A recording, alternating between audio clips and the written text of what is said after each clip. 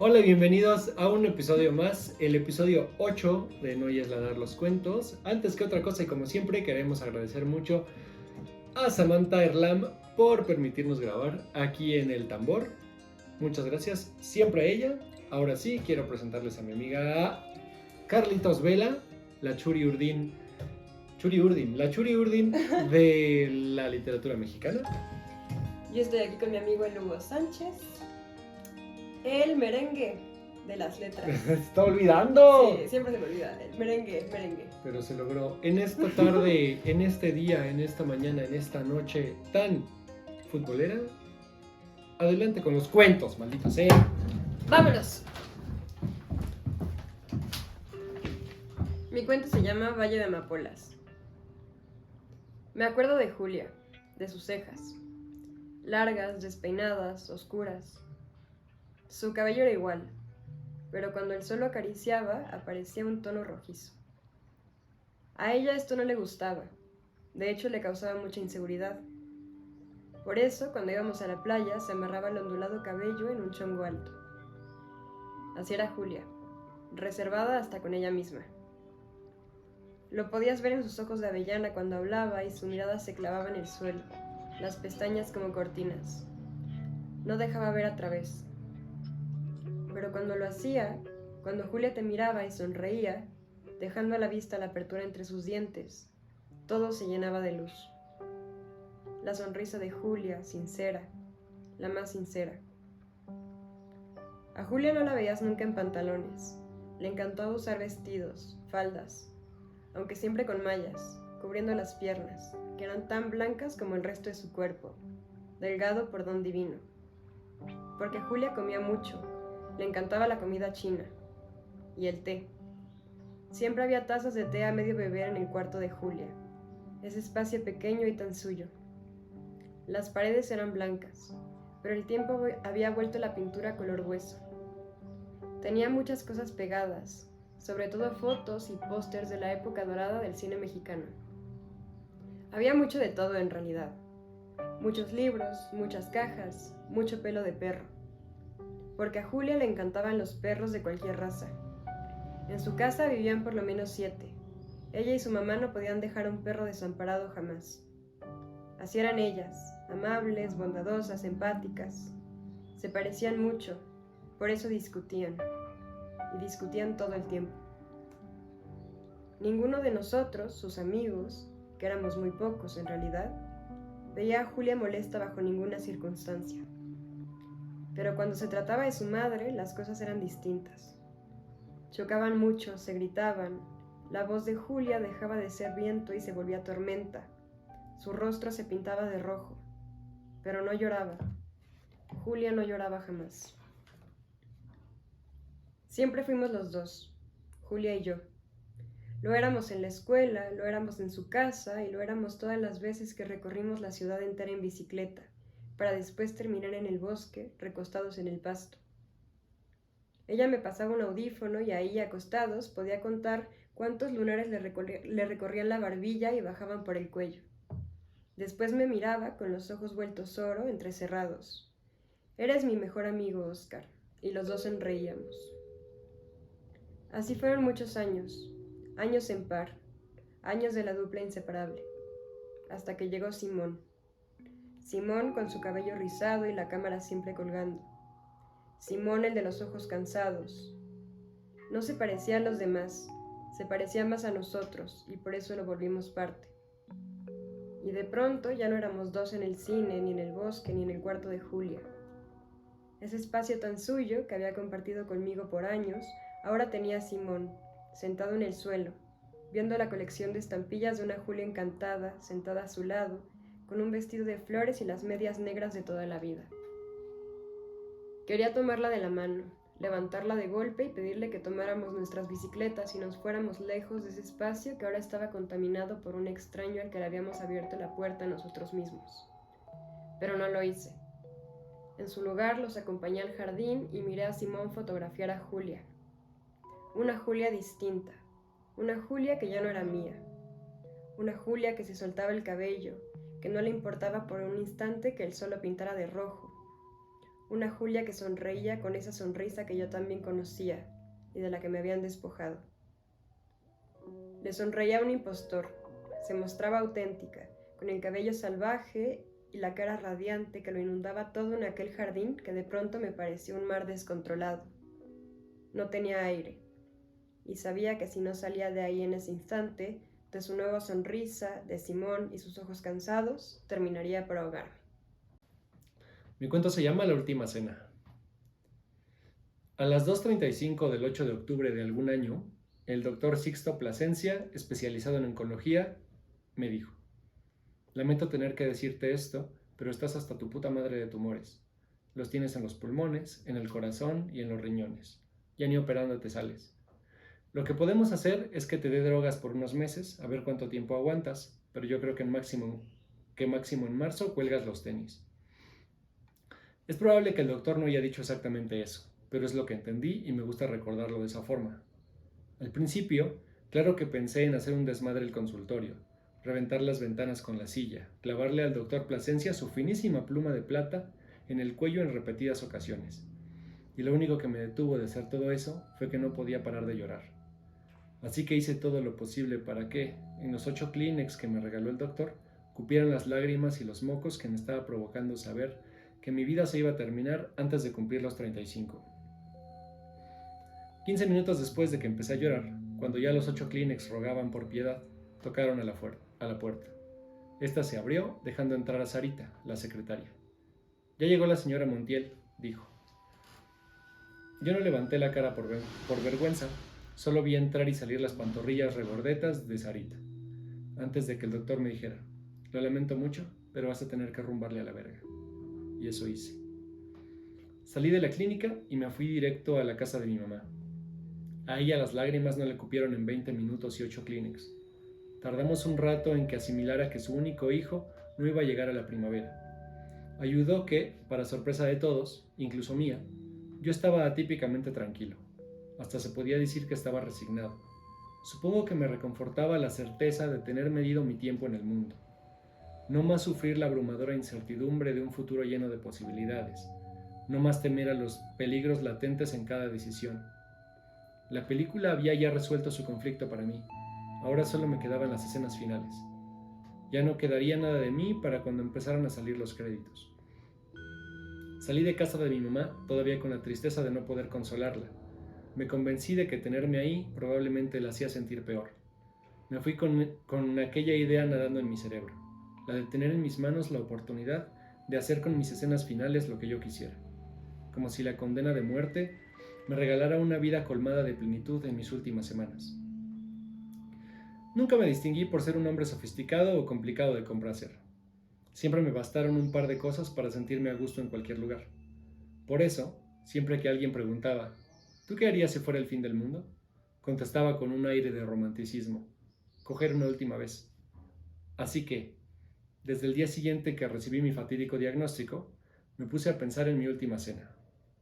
El pronóstico del doctor Plasencia era, en el mejor de los casos, que llegaría a la primera semana de marzo.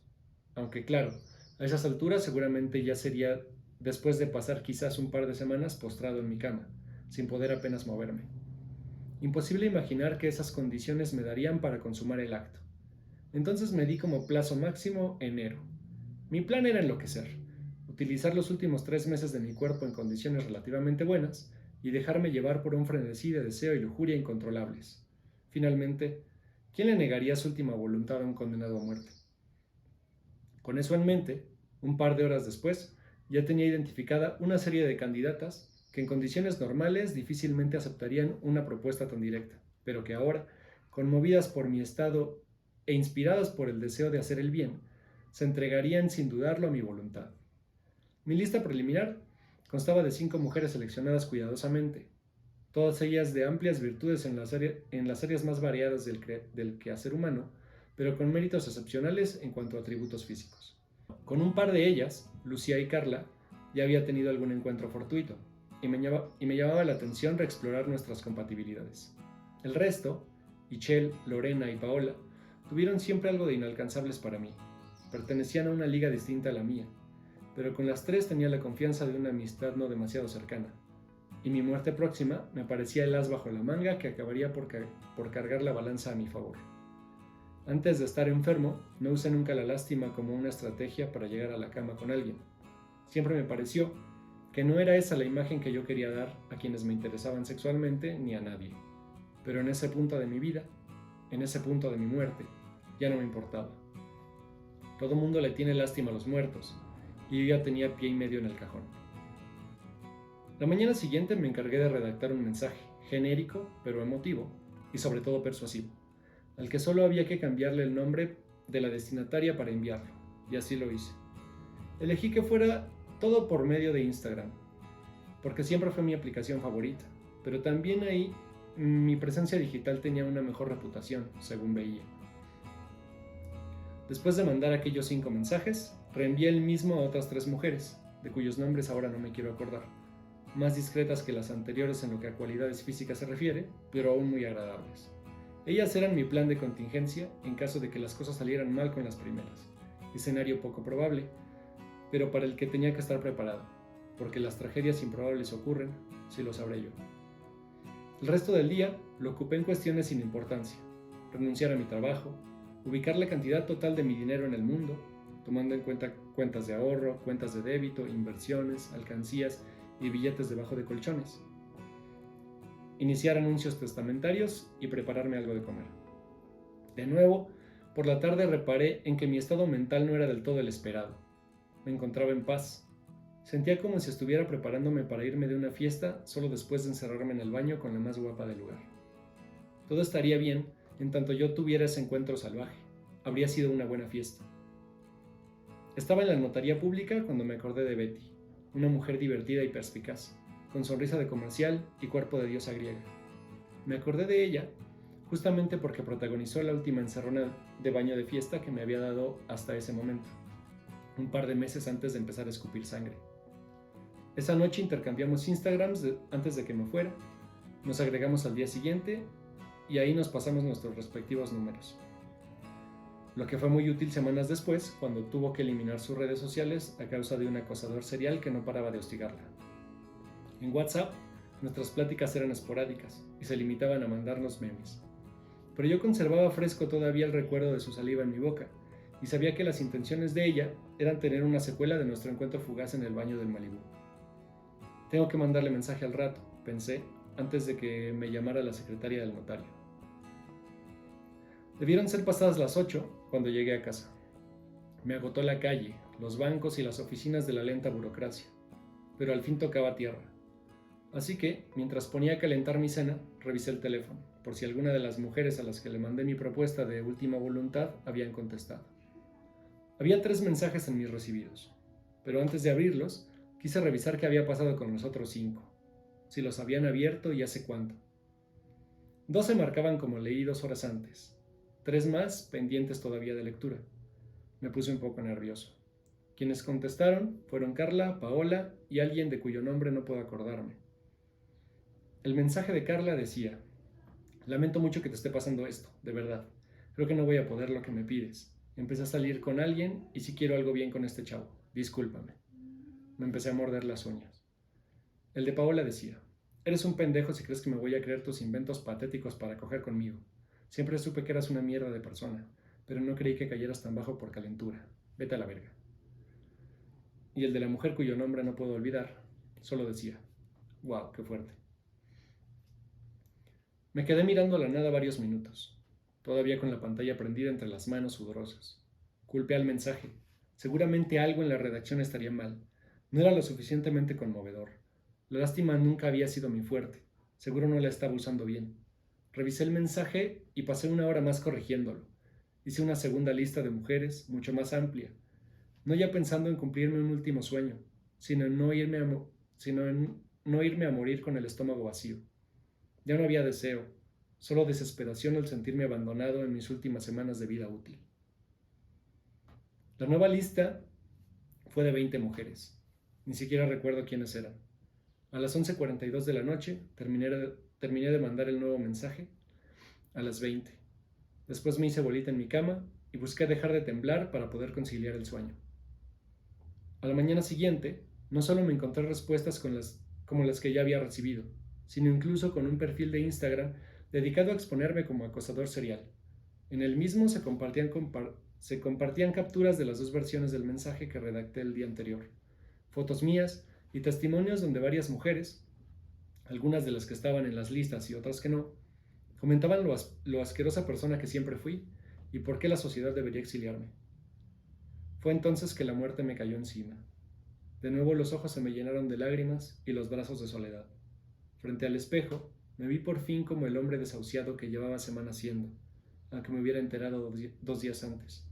Me sentí estúpido por haber pensado que ese muerto andante tenía chances de tocar por última vez el cielo antes de estar bajo tierra. Las últimas escenas de mi vida iban a escribirse en el encierro de esa casa, donde nunca tuve esposa o hijos, detestado por quienes fueron mis amigos y cuidado con vergüenza por mi familia. Decidí que no. De uno de los cajones de mi escritorio saqué un cúter y me metí al baño. Me senté debajo de la regadera, ubiqué mi carótida, sonreí nerviosamente por última vez y me hice un tajo. Un segundo después me acordé de Betty. Ella no tenía Instagram. Ella y yo no teníamos a nadie en común. Ella no sabía que me iba a morir. Ella quería estar conmigo de nuevo.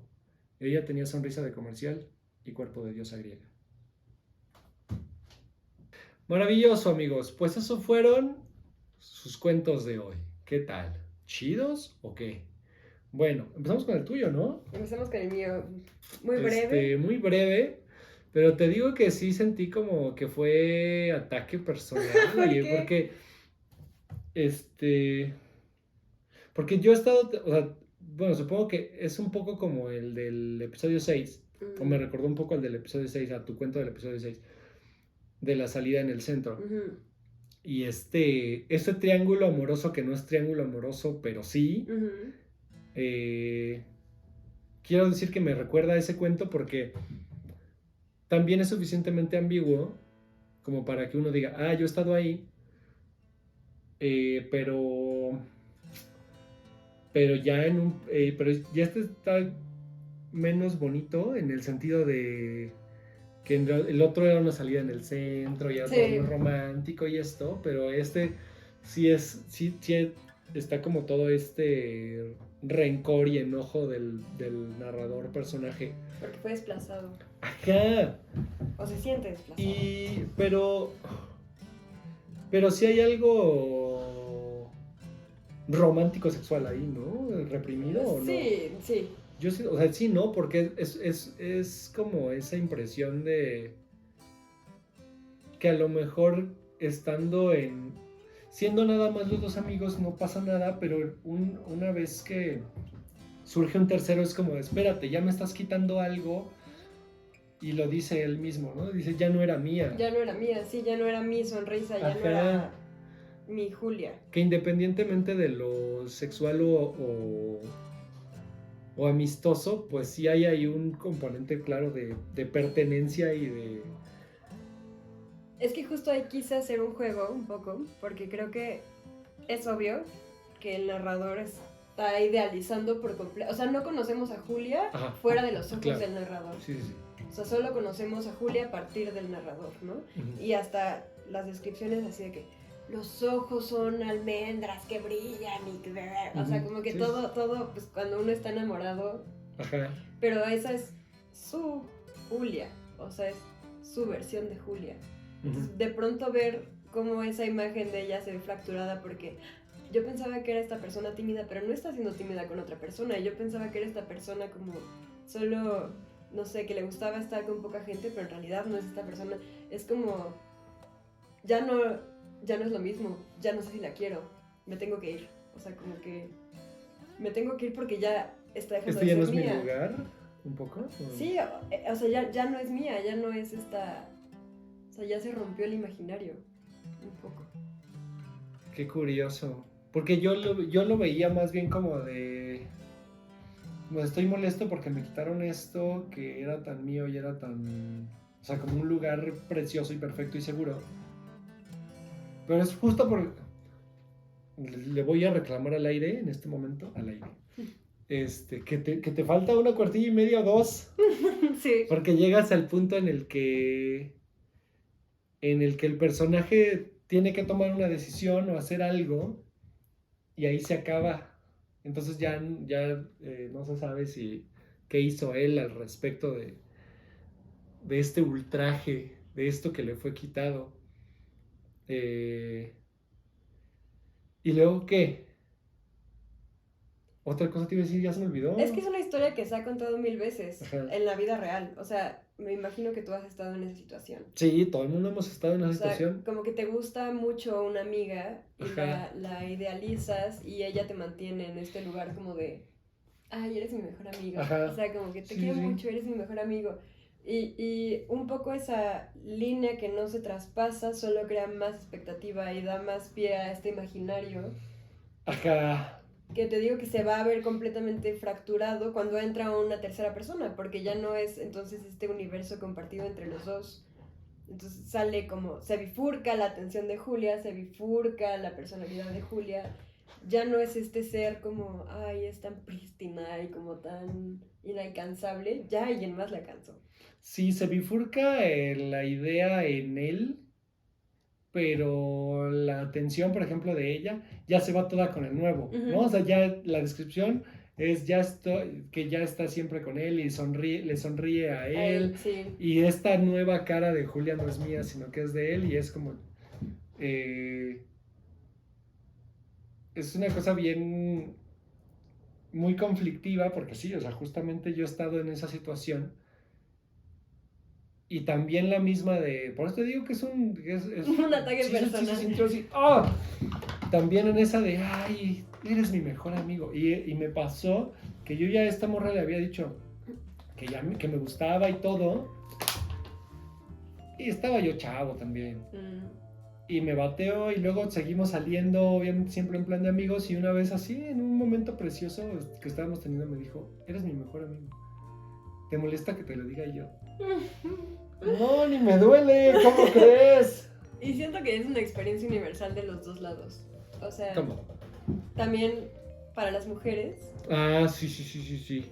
ha pasado mucho. Que el güey o sea, que tú dices, bueno, este es mi compa. Sí, y un poco esa frase es para mantenerlo al margen, pero Claro. sin quitarle Su lugar, sí, su espacio especial. Sí, eres especial, o sea, sí sobresales del resto, sin embargo estás aquí. O sea, ajá, claro. No eres igual a los demás, pero estás aquí. Estás del otro lado de la cerca, papito, entiende tu lugar. Sí. No se hagan eso. Y justo, o sea, este cuento fue un ejercicio. También se me hizo interesante como regresar a él. Fue un ejercicio que tuve en la carrera de escribir a un personaje sin que conozcamos realmente al personaje. O sea, como... y en este caso, pues es Julia, ¿no? Y dije como estaría interesante retomar el ejercicio desde el punto de vista de Julia. Ajá. Y con el conocimiento y la experiencia que tengo hoy. Claro. O sea, como darle una continuidad en ese mismo...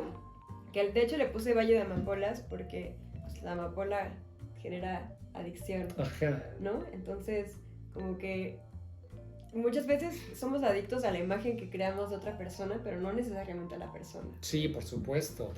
Creo que nunca llegamos a conocer tanto a la persona, sino más bien vamos reforzando esa imagen muchas veces ideal de ella. Y cuando la realidad nos pega, ahí es donde vale madre. Así como un ejercicio rapidísimo. ¿Qué se te ocurriría? O sea, ¿cómo se te ocurriría que sería esta narración a partir de los ojos de Julia?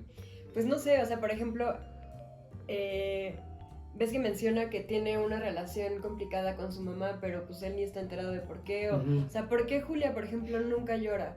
¿Por qué tiene esta inseguridad de mostrar sus piernas o de soltarse el pelo? O sea, ¿de dónde viene todo esto? Porque para él es solo como un...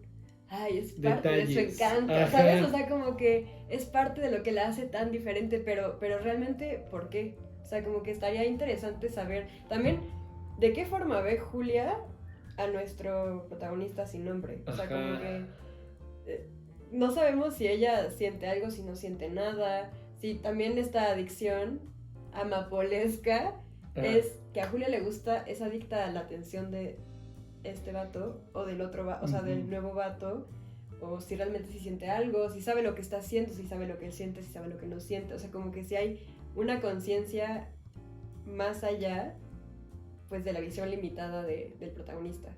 Sí. Creo que me gustaría llevarlo por ahí. Yo lo que haría, nadie me preguntó, pero Yo te pregunto. Yo lo que haría sería que en la narración de ella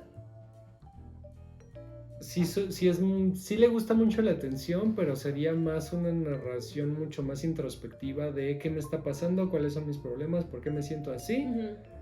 De repente conocí a esta persona que es muy nueva y es muy fresca y me encanta y me toma fotos y tal. Ay, por ahí anda mi amigo. Sí.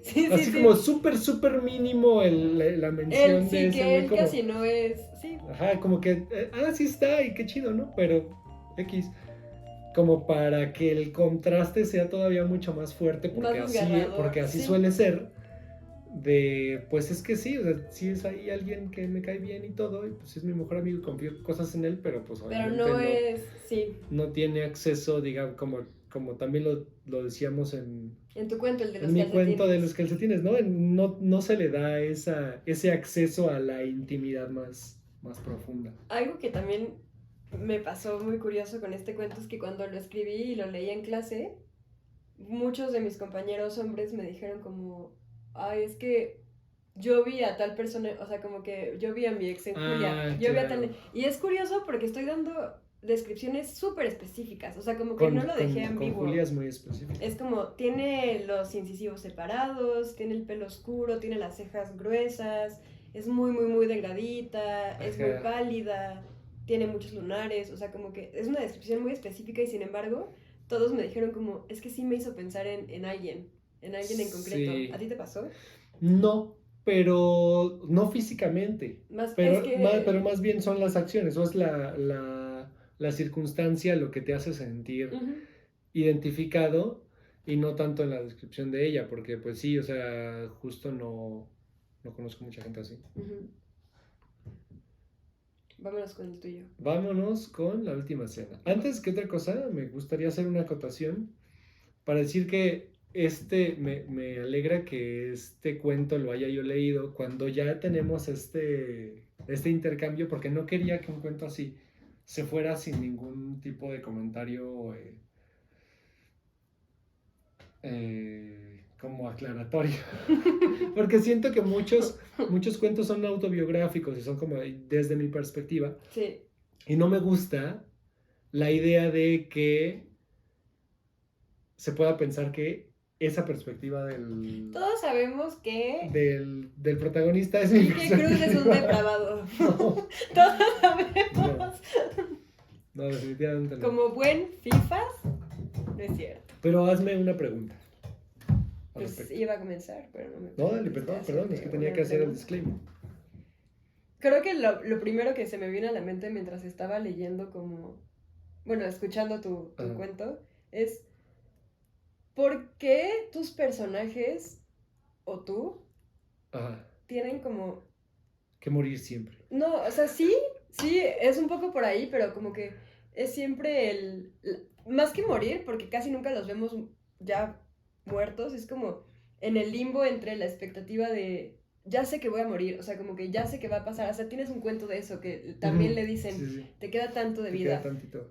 ¿De dónde viene esa obsesión? O sea, ¿por qué lo ves como una fuente de inspiración para escribir tus cuentos? ¿O por qué lo suele permear? También es muy curioso porque debieron, sí, ese que debió ser el del episodio 5 quizá, o 4. Y el de Estoy muerto, creo que es el 4. Y sí son hermanitos porque además son de los más recientes que escribí.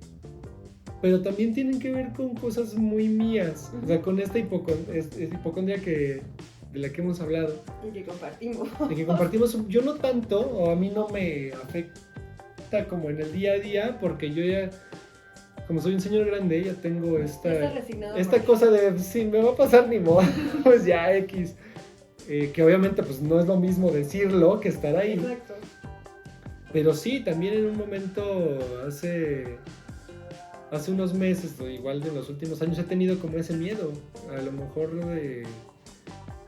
de conocer casos, obviamente, de gente mucho mayor, de que de repente así van al doctor porque empezaron con una tos muy rara y tiraron sangre y de repente se dan cuenta de que están súper invadidos de cáncer y ya fue, ¿no? O sea, ese tipo de casos son medio comunes con gente que pues, no suele atender a sus malestares.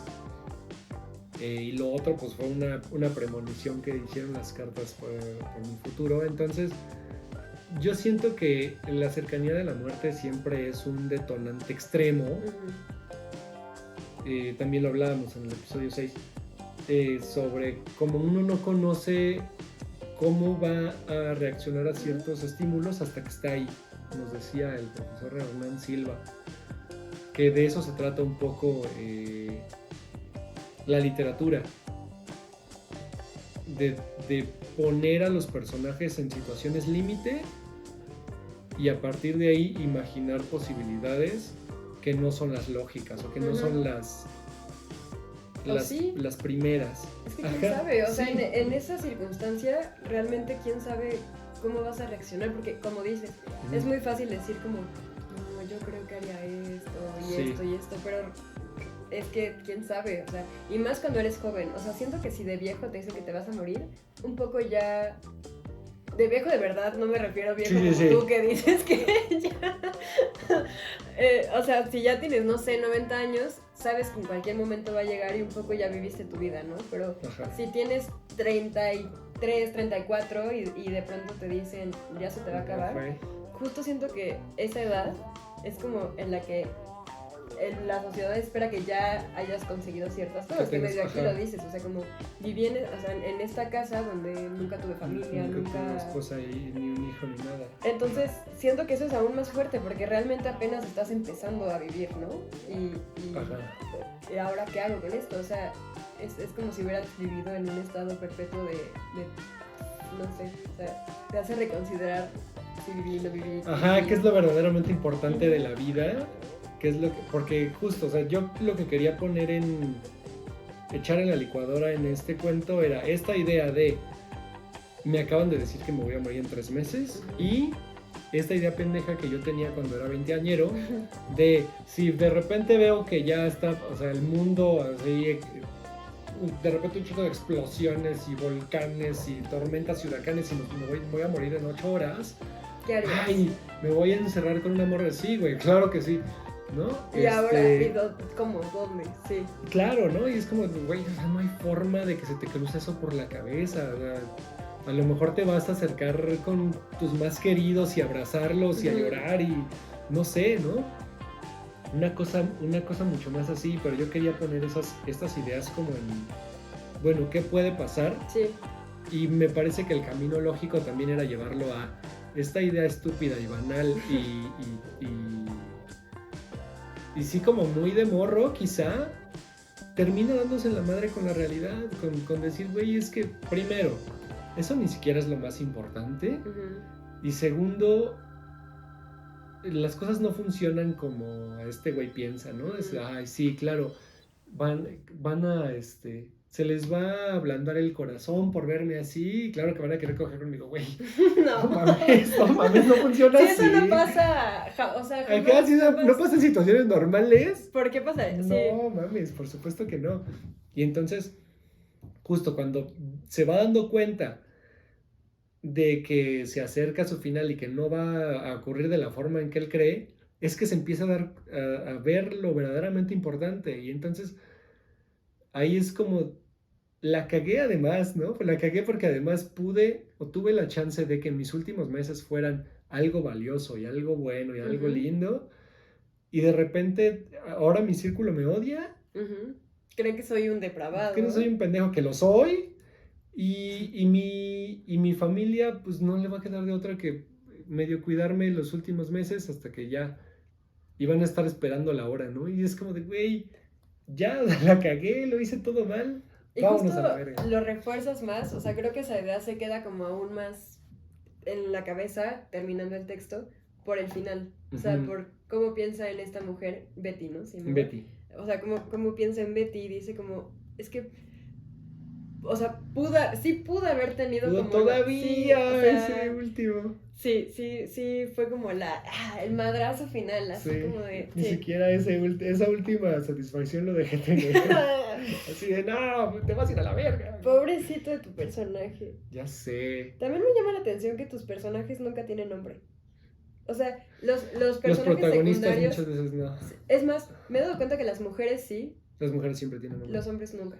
No sé si nunca, pero... Bueno, en el primer cuento sí, en Sí. el apuesta sí. De repente es complicado, porque como yo tengo mayoría de amigas y conozco muchas mujeres, siempre buscar nombres de mujeres que no conozco, para que no vaya a caer ahí ningún mínimo de referencia de estoy hablando de no. Si alguna no, se sí, ve reconocida en el cuento No. perverso de Quique Cruz. ninguna. ¿Qué puse ahora? Carla, creo que había una Carla. Lorena, Betty, Paola. No conozco. Muy bien. No conozco. Menos Por mal. lo menos no tengo relación con ninguna en el presente. Menos mal. Sí, no, y yo me cuido mucho no terminar funada. Bueno, más o menos. Que eso también me gustó un buen, o sea, porque creo que es muy realista.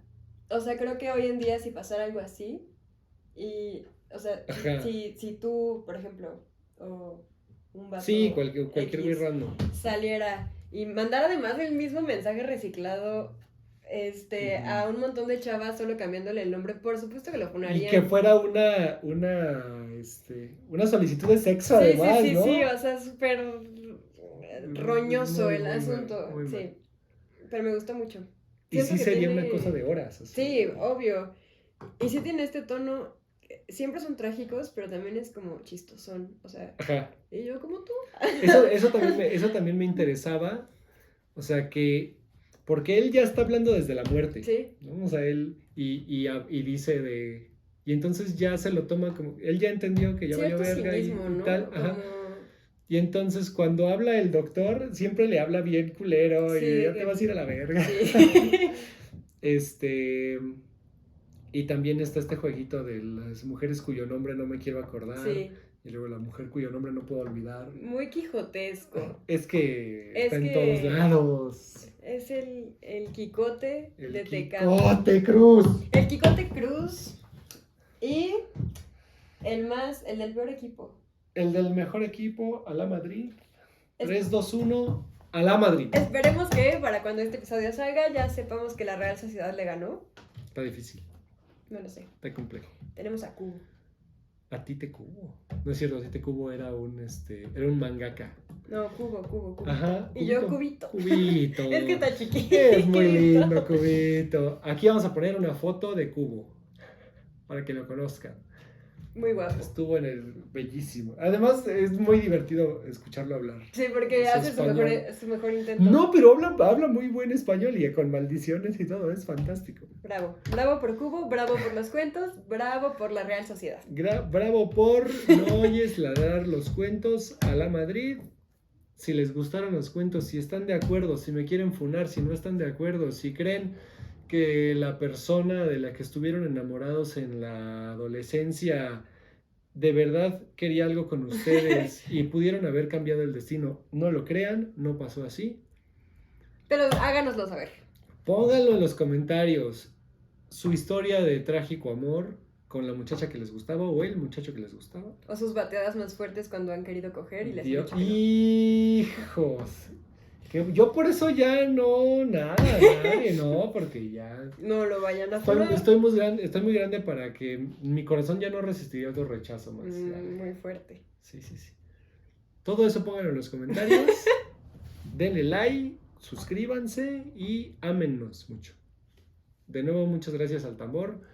Y a Sam. Bye. Gracias. Bye. Bye. Bravo.